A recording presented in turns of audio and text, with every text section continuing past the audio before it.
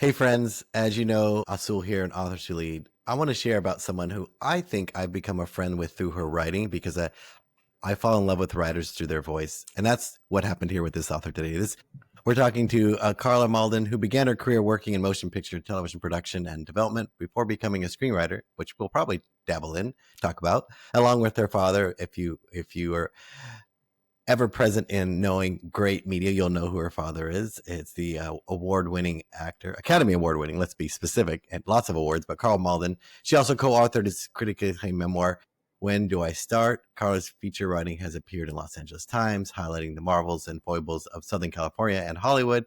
And she also sits on the board of the Geffen Playhouse, which I love. It's a beautiful theater in Westwood. And her previous novels, which include Search Heartache, Shine Until Tomorrow, and My Two and Only. Carla lives in Brentwood, which we found I did too, so that's really cool, with her husband, who I got to see on camera. And just her and her husband just live 10 minutes, or her daughter lives 10 minutes away, depending on traffic, which is kind of LA. You could be 10 minutes away and be an hour away. I'm so glad she's here. I'm so thrilled to talk about her book and how stories come to her. And Carla, welcome to the show. Thank you so much for having me. It's a pleasure. Yeah, I was so excited to see this come into my inbox because I do a lot of coaching as an author coach for people who are writing memoirs, self-development books, things like this. I love interviewing authors who do fiction, especially if they've had an interesting career. I want to talk a little about this book that you see, this Here and Now, because I felt like giddy. I sat in the sunshine with my coffee and I just kept turning the page and I just felt so drawn into a story of nostalgia. And that's where I want to enter this book, because Playback is about this worlds colliding when you end up back in the place where you thought you had left. And I don't want to give away too much of the plot, but this beautiful character, Mari Caldwell, she's a newly divorced mom, and we find all about what her life is like really internally as we walk through her shoes in this magical journey. Tell me, where did the seed of this beautiful story come from? Well, in truth, it is a sequel to a book I wrote several years ago called Shine Until Tomorrow that followed the same character, Mari Caldwell, when she was 17 years old and ended up time traveling to the Summer of Love, San Francisco, 1967. This book, it was a challenge, and I hope I succeeded in making sure that this book stands on its own 2 feet and can be read entirely independently of the precursor. That said, it is the same character. She is now 34 years old, exactly twice as old, as you said, divorced mother of a young, 4-year-old daughter, completely disillusioned. All the optimism and idealism that she brought back with her from her first trip to 1967 has completely been chipped away by real life. She is divorced, which is something she did not want to be. She's a single mother. Her career, while she is a photographer, which is what she always wanted to be, she is not photographing rock stars and album covers. She's photographing real estate to sell houses. So we meet her in a moment of disillusionment, particularly disappointment with herself as much as with the world. So what this character needs is a trip back to 1967 again. Yeah. And that's what happens. And the struggle really becomes for her to reconcile her two selves, her 17-year-old self and her 34-year-old self. The self that felt there was enormous possibility in life and the self that has been chipped away at. And also, how does she reconcile the two loves of her life, who were her first love, who was a singer-songwriter in 1967, and now her little girl. And as it happens, her two loves live in different times. So that's the struggle. Yeah, I loved it. I wasn't sure. I'll be honest, I try to go in with an open heart. I wasn't sure. I don't try to pretend I love something if I don't, but I was catching myself carrying, like I was when I was a kid, carrying it around while I was drinking coffee, like not looking at anybody and not talking to anybody and just moving about the day. I'm really charmed by nostalgia for different reasons. One of the things I noticed in here is, so for those listening, when you're an author, you're trying to pick a location, a setting for your story to take place. Since this already occurred in San Francisco, how was it for you to return there, and how did you get your sense of the hate and all the beautiful moments in there. I only know it because our daughter went to University of San Francisco, so I have a lot of context in that regard of the current times. But how did you decide to set it there, the original book, and how did it unfold as you were returning to write book two? Well, The Summer of Love was a natural for this particular character. She's very guarded. In fact, she uses her photography, and did even as a teenager, to distance herself from other people. It's, the minute she brings that camera up to her eye, she no longer has to be a participant. She's just an observer. So that's how the whole photography motif kind of works. And it also works in that I think photography is a means of time travel, as is music. The music remembers. When we hear a song, we are transported in time. So all those motifs are woven in. And 1967, The Summer of Love, is so iconic and was such a natural for a girl of 17 who needed to become focused on the future and the present by returning to the past. And now as an adult young woman, she needs to learn that same lesson again. She needs to be able to dismiss the past. She really is suffering with nostalgia for a time that was not even hers. She spent a weekend in The Summer of Love through time travel, and her whole life has been colored by that nostalgia ever since. So in answer to your question of how I conjured it, I did a lot of research, listened to the music constantly, which of course was an enormous pleasure, watched a lot of documentaries, just tried to steep myself in the color of the times and the place. Yeah. And I thought you did a beautiful job. I was not born in 67, I was born in 69, but those reminiscent times still have meaning to me because that was the era in which my parents were having me, right? So there is that sort of moment, those songs, those moments. What I find really interesting in the way you wrote this character of Mari is that she represents things that I think more than one person feels at a time. I didn't feel like her sense of distance from the world was overstuffed. I felt like very able to access her truth, which is, it's over there. People are over there and I'm over here, is how I felt when I was reading it. And then this character, Jimmy, brings her closer to who she thinks she might be, even though she feels like she's pretending. Where does the inspiration for this character, Mari, come from?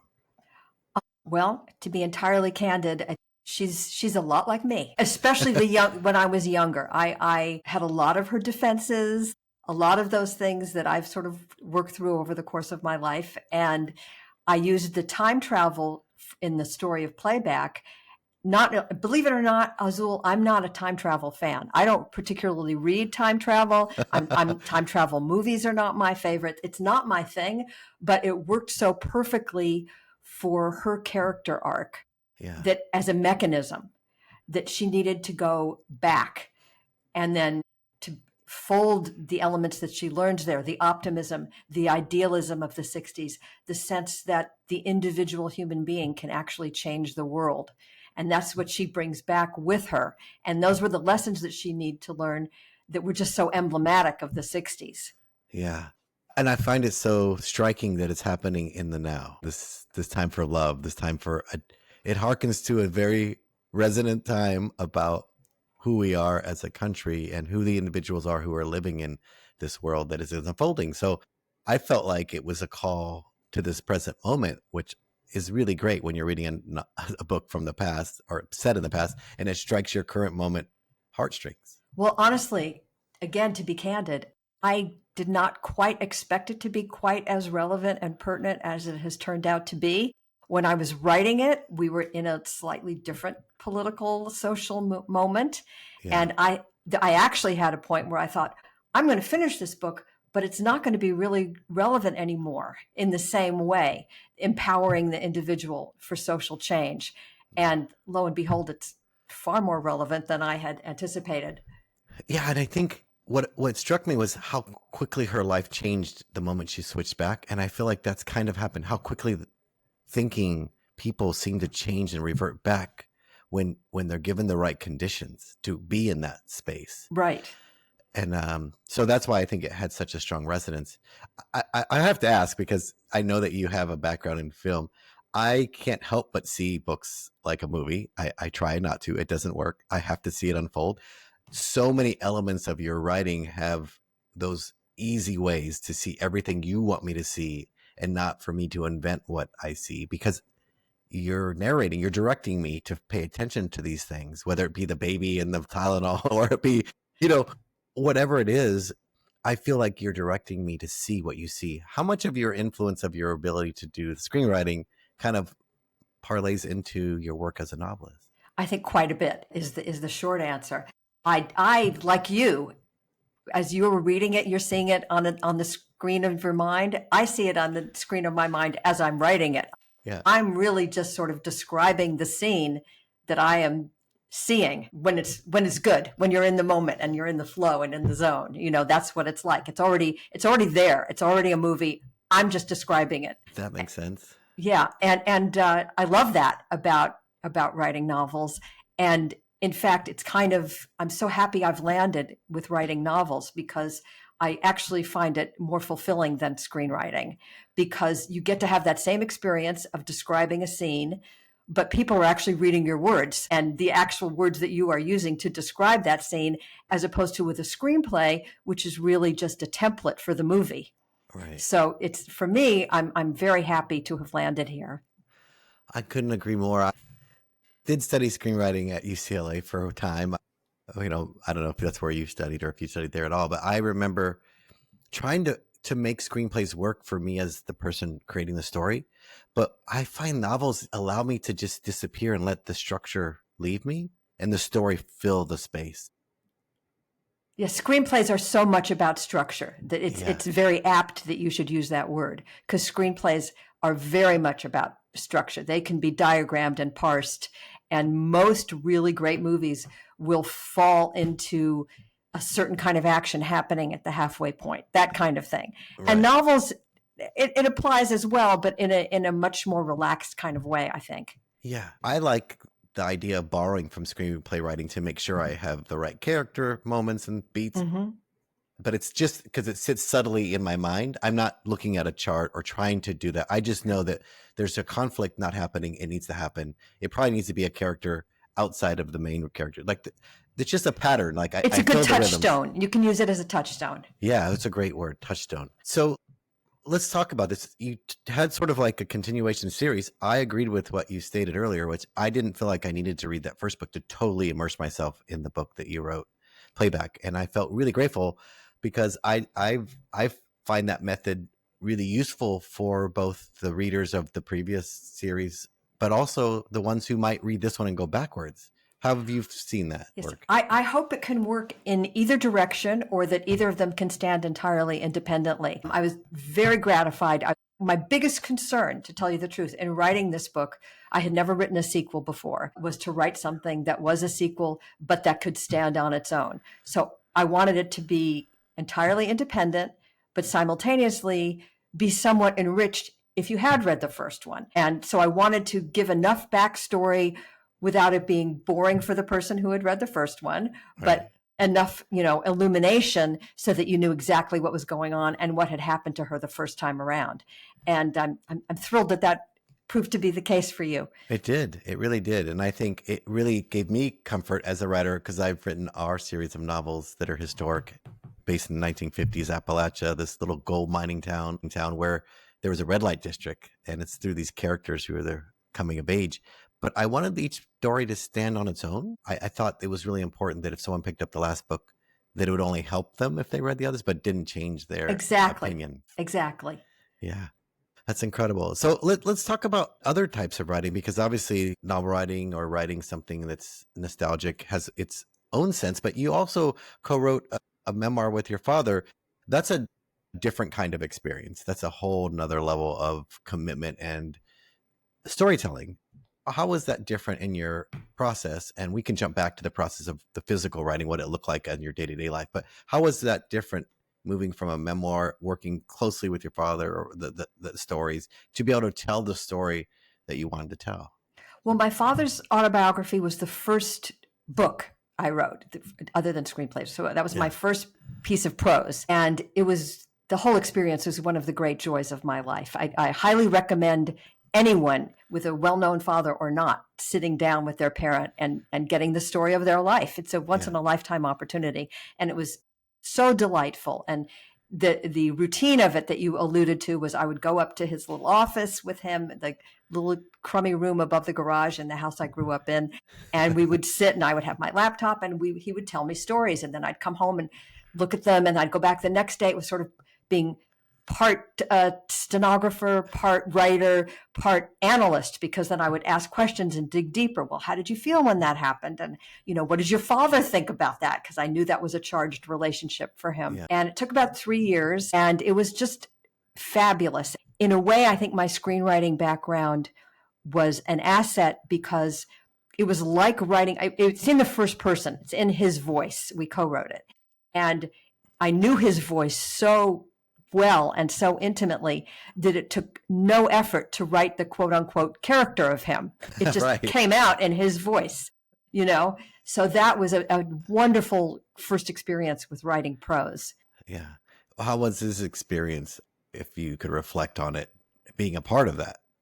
Like his experience, yeah. I think it was also one of the great joys of his life, I have to say. It was fabulous. We had so much fun and we laughed and we cried, often simultaneously. And, but the fascinating thing that is just so indicative of a parent-child relationship is that he's been gone many years now. And to this day, things will happen, or I'll watch an old movie of his, or there'll be a moment where I think, oh, I wish I could ask him about whatever it is. I wonder what he thought about that. And I had 3 years to sit there and ask him everything. And still constantly, I don't know every little corner of his life, Yeah. That's what I was going to ask you. I'm so glad you shared that, Carla, because my wonder was, how much did you learn about your dad that you may have never known if you didn't go through that process? I learned a lot, but there remains to this day, a lot that I wish I had asked about, little tiny things even, Yeah. But I learned a lot. I knew the struggle he had as a young actor. I knew what he came from. I knew all of that. I didn't, as I alluded earlier to his relationship with his father, I didn't know how sort of weighted that was. I learned a lot. Yeah. I interviewed my father-in-law for those coming of age series. He decided to tell things he had never told anyone. So it was like, he was 80 years old, I think, when we started. And it was amazing. His wife, people didn't know the things. And I think it's sort of like cathartic for the person being interviewed and sharing it, that they get to let go of some of this, or at least like they never even thought about that this might be interesting for somebody else. Well, I think that generation, your father-in-law was probably a generation down from my father, but those generations were not given to as much introspection as generations that have come since, like ours, So they're not gazing into their own navels and thinking about their childhoods in the way that we have been encouraged to, with pop psychology and everything. So I think they just carried on, because at least with my father being brought up in the Depression and everything, they just had to get from day to day. Yeah. Maybe your father's more of a contemporary of like Norman Lear, or that sort of era of life. I read his biography, and I really learned so much about that. Like, I got married. I wasn't sure why. I'm like, oh, wow, that's such a different time. Yeah. Everybody's getting married. So it's just what you did. That's just what you did. And it's sort of an interesting place. It actually is much introspection happening for us as the reader than it even is perhaps for the person who's describing it, because it's the life they live. That they don't have any other viewpoint. Exactly. So how much, as you've been through different types of writing, not everyone gets to have a screenwriting life, a playwriting life, or a novel and a memoir life, a biographist. Where does your heart sing when you're writing? Like, what kind of genres really get you excited, or does it change every time you sit to do something? It does change. The reason why I think, as I mentioned earlier, I am so enjoying writing prose as opposed to screenplays is that I do love language. So that is the treat of it. When you nail the exact right phrase that really says what you wanted to say, and maybe in a little unusual way that even surprises you. That's what I really meant, and it just sort of comes out of nowhere. That's what we're there for. That's what we do it for, those moments. So I think that every time it's a little bit different, but it's the love of language that sort of keeps me coming back. That's great. What's your writing process like? You described it with your father, but when you're doing these novels, what Do you have a word count that you hit every day, or do you plan it out? Like, what's your process and how does it flow for you? It is, I'm not that disciplined. It really depends on the stage of the project. Early on, when I'm just making notes and just writing down little things on scraps of paper and keeping a file on the computer, it's very much of a hodgepodge in terms of process. Yeah. When I start to get a good head of steam going, then I don't have to worry about the discipline because it takes care of itself. I want to be there working. Playback, the book you and I are discussing, happened really quickly. I got the idea for it. Okay, take a step back a second. Okay. I had finished my previous book, My Two and Only, which was structurally challenging. I set some real challenges for myself with that book. It shifted in tense, it shifted in voice and person. It did these things that kept me on my toes. I finished it. I was very happy with it, sort of sigh of relief moment. Yeah. And then I didn't have anything on the back burner. And then I sort of thought about stuff and I had an idea I was kind of noodling with and making notes. I had what I loved as a title, but it wasn't coming together. And then honestly, one night I sat down and just thought, well, I'll just play, because there's a lot to be said, I think, in just playing and not feeling like you have to produce.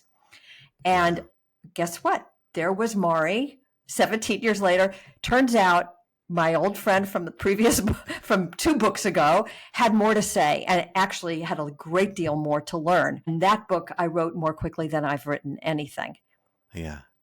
That's amazing. I know I have some books that are still on my hard drive. I'm like, 7 years later, this is the pain of my existence. And other books I know. I've written in 30 days. And I was like, I don't know how that happened. It was like a deluge of, like, I was really committed to the number of words I wrote each day. And I did it every day, even when I didn't want to, which I was afraid that it would make the book difficult, like, to show up for. But what I found is once I got through those feelings, the feelings that came afterwards were the characters' true feelings. Because I had my own showing up and they weren't for the book. They were actually my own resistance, I think. But what happened was, in doing it, even when I was tired, or even I knew I had something on the stove and I was still writing, I found myself having to let the characters express themselves because I was done. I was spent. My own emotions were tapped out, but the characters' emotions were vivid and alive and had lots to say. So I think that's what carried me. Well, you made yourself available for them to take over. Yeah, that's right. I just surrendered to them, and they did things that really upset me and really made me cry sometimes. Like, what are you doing in here? Right. Well, in Playback, that's I immediately think of this. I don't want to give a spoiler, but there's an older man whom Mari meets in this book. And I didn't know what their relationship was going to be, but it just revealed itself. Yeah. Well, I didn't know what it was going to be either. I was like, well, this is kind of uncomfortable. I'm not sure what this is. And then, yes, I don't want to reveal it either. It's such a lovely thing to watch characters do things to help your story. And sometimes they create conflicts. You're like, oh, I guess I needed that here. How much of this do you plot out? Are you a plotter, or are you more of a pantser when it comes to novel writing? I'm trying desperately to learn to be more of a plotter. And I think that's why I was able to write Playback so quickly, because I did. I wrote an outline and I stuck to it. Of course, I mean, you tweak it as you go, as needed. Yeah. But I had that safety net. So I was able to just forge ahead. When my first novel, Search Heartache, which was several years ago now, I did not do that, and it took forever. It took several years because it was so many drafts and so much. Oh, well, no, this needs a little juice here, and this needs more conflict there. I was learning. I was really learning the craft there. Yeah. I'm very happy with it, but it was a completely different process because I just thought, oh, you just sit down and you have these characters in your mind and you have these relationships, and I had this inciting incident and let it go. But no, that's not how it works, and I've learned otherwise. And if I can stick to an outline, or at least, the basic structure of the scaffolding, let's call it, then I find I can move more quickly and with more confidence. And as I said, that feeling of safety. Yeah. I think I use the concept of a beat sheet, even though I'm not writing a screenplay for the novel, because I want to kind of know where it's going, but I don't want to know all the details yet. I want to know just the gist of what's going to happen. Right. And there again, that's where the language part of it is fun, because when you get to a passage that's just description or a passage of fun dialogue, that's the fun part. Yeah. So you talked about this shift that you're enjoying novel writing more than you had enjoyed, or at least in the past, the screenwriting process. How do you see this shift happening in Hollywood and what creatives might mean? Because, man, I haven't seen this much shift in the industry in my entire life. Like, so much is happening, and story to me has always been king. But how has that seemed to be shifting from your perspective? What it might mean for writers? Well, I feel very removed from the movie business at this point in my Mm, life. And my screenwriting career was a lot of beating my head against a brick wall because I was never a fan. That's the wrong thing. I didn't have a feeling for the big, what they call tentpole movies, yeah, the movies that 14-year-old boys go back 3 times to see, heavy action, that kind of, those franchises. That yeah, was of no interest to me, probably just because I'm not good at it, but whatever. That was not, I always liked smaller, character driven stories that explore, more the landscape of the heart than outer space. yeah. So that's why I have sort of feel like I've found my home with writing novels. In terms of the movie business, the status of the movie business right now, I think there's even more commitment to those big blockbuster movies and very, very little room for quote unquote grown up movies beyond streaming services. Yeah, I think you're right. I'm so curious as to what will happen. I'm hoping that a younger generation will want and desire characters and connection and depth. I'm not sure, but I'm hoping I'm that's the not either. truth. Well, it feels now that those kinds of movies have really been relegated to being old people movies. It's the movies with older actors. They don't even make those movies about younger people anymore. Yeah, my husband and I recently watched, because it had been years, decades since we watched On Golden Pond. I was like, yeah, this isn't a movie that I could see going out in a theater these No, days. it wouldn't get made. It wouldn't get made. No. It's a Just shame. It's really a shame because the movies that last, I think, are those movies because what does last is human interaction. So yeah. that's, it can be a 30-year-old movie, but the way a father and daughter in On Golden Pond relate to each other is still the same. Right. Billy Elliot, watching that, I was like, oh my gosh, this is a timeless movie. Right. It's really an incredible pull on the tug of the heart of what matters to humans. And that, it pertains to comedies as well. I recently watched, about once a year, I watch Heaven Can Wait. And it's just a perfect little movie. It doesn't have to be serious to be an adult movie. It can be No. funny and lighthearted, but it has warmth, and it's not cynical. Yeah. Yeah, there's a lot of cynicism in movies that are out there now. One of the things I would love for you to share, since you've had so much opportunity to write and different genres, is help someone out there that's listening, that's thinking they might have a story. They might have, maybe they do have somebody in their life they could write about, but they're just stuck. They're just not taking the action. And they might think, well, you're fine because you used to write screenplays, or you're fine because you have a famous father. You're fine. I want to dispel that myth for people and for you to give them the best advice you possibly can to help them get moving forward with an idea. Well, first of all, let me say right off the bat, when somebody picks up a novel of mine, they don't care who my father was, So that it's seriously. That's a myth. That's a myth. It's very hard. That sitting down and getting started is challenging for everyone. I guess the lesson there being you're not alone. Everybody has the same self-doubt. It's the first time for everyone, every time they face the blank page, and I talk about my father. That's an apt comparison because, every time he started a movie, and as you said, he was an Academy Award-winning actor. He had this fabulously lovely career. Every time he started a movie, it was starting at square one with that new character. Who is this person? How do I dig into myself and find a piece of myself to bring to that character, to bring that character to life? It's very much the same for a writer. It's the blank page, the blank screen.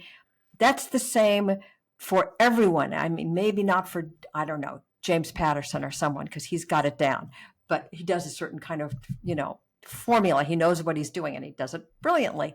But for anyone else, it's the same for everyone. So I guess the only advice would be you're not unique in your self-doubt. I don't know if that's helpful or not, but it's certainly the truth. It's really helpful. I tell authors, when I'm coaching authors, I go, I'm not here to teach you to write. You know how to write. It's one word after the other. You can learn all the structures for your genre and all the tropes, Right. but I make them write on a post-it. The four most difficult words for them is I am an author, and say it to me out loud and say it in the mirror. And they're like, but I'm not yet. I said, you can't wait to say those words to yourself or Right. you won't ever believe it. And then all those crazy feelings you have, like I'm not good enough, or this is terrible, I don't know if I can finish. Then you could just tell yourself, that's just because I'm an author. That happens. I think that very much comes with the artistic temperament, regardless of which of the arts you're in. I mean, I have 6 books to my name now. I'm very proud of that, but I could never say out loud I'm an author. No, me, no, I just write these books. That's right. It's such people don't believe that. I was like, no, I laugh whenever this crazy feeling of what was I thinking? No one's going to like this. I'm not good at this. I just say, well, that's because you're an author. We're just a little bit on the nut side. Right. I don't mean that pejoratively. I just really think that to put yourself out there, to create your characters that are part of your emotions on the page, and then hope people have a good response to it is sort of like nuts to me. Right. Well, it is nuts. We have these people walking around in our brains, taking up all this real estate in our head all the time, these other characters. So that's not entirely normal. That's not normal. But sometimes I have to really be conscious when I'm talking to somebody that I find interesting, because I will start making up movie stories or book stories about them. And I have to just say, look at the outline of their ears, or watch their mouth move, because I see movies or books rolling around. Right. And they just become a part of that sort of story making. Or little snatches of dialogue. God forbid somebody should say something interesting or clever. It's nothing sacrosanct about that. No, anybody who knows me, that they're fair game. I just won't tell them it's them. Actually, interesting enough, one of the first novels that we wrote, somebody read it and said, "Oh my gosh, that's Smokey. That's my father." And I was like, "Oh, that's nice." But they literally said they thought that the character was their father because it was so aligned with them. And I was like, that's so bizarre. It's an amazing experience for me to have somebody else believe that person's real, but it's a real person. It's just not the person they thought it was. Right. And inversely, you can base a character on someone and down to the detail, and they will never see themselves. They never. That also happened. They didn't even mention themselves. I go, yeah. I even used the name of the child that they still didn't see it. I was like, wow. Yeah. I'm blown away. I feel like it's a magical art being an author, because you get to write through your emotions. I get to have some revenge, which maybe not the best thing, but at least it's the right place to do it. Absolutely. What's on your horizon for things you're working on now? Well, I'm having just launched Playback, enjoying telling people about it very much, people like yourself. And I am going to go back to that one that got shelved, I think. It's starting to coalesce in my mind a little bit more, and I'll see if it comes to life this time. Yeah, that's all you could do. I go poke it every once in a while. Are you there? Nope. Yeah, nope. exactly. Okay, leave you there. Exactly. Well, where were we? Of course, go buy this book. Playback was a great book. I try to focus on the one book I'm focused on so I don't get distracted, but I'm so excited to go read the prequel, or the first in the series. Where would we go to learn more about you and your writing and follow along with what you're doing? My website is Carla Malden, CarlaMalden.com. And there I will be. And I look forward to hearing from people. Yeah, please, authors, we do love to hear from our fans. So please reach out, not in a boastful way, but we're writing to air. We don't know if anyone's listening. So we love to hear from you. Don't think that just because the person's name is huge in your mind that they're not wanting to know, what do you think? So always do that. I'm so grateful that you took time out of your busy life and schedule. Playback. Absolute pleasure. Such a delightful book. I fell in love with all these beautiful characters, from Mari to Jimmy, and I just felt like I felt a little more redeemed in the world because I was having a good time and realizing there are seeds of hope out there, and they might be just in a dream or just in a flashback moment. But man, it gave me hope for the rest of humanity. Thank you for being a guest. Well, thank you for saying that. Yeah, it's the truth. And that's how I feel about when I read books. I look for the thing that shifts me. And you're welcome back anytime to share about any of your books, and happy to share about them. So if you're out there listening, wanting to know whether or not you should write a book, even if you've been writing something else, if you're writing technical papers, could you write a novel? Absolutely, do it. Don't worry about being good at it. Just do it, because it will shift the way you see yourself. Carla, thank you so much for being a guest on our show. Thank you so much.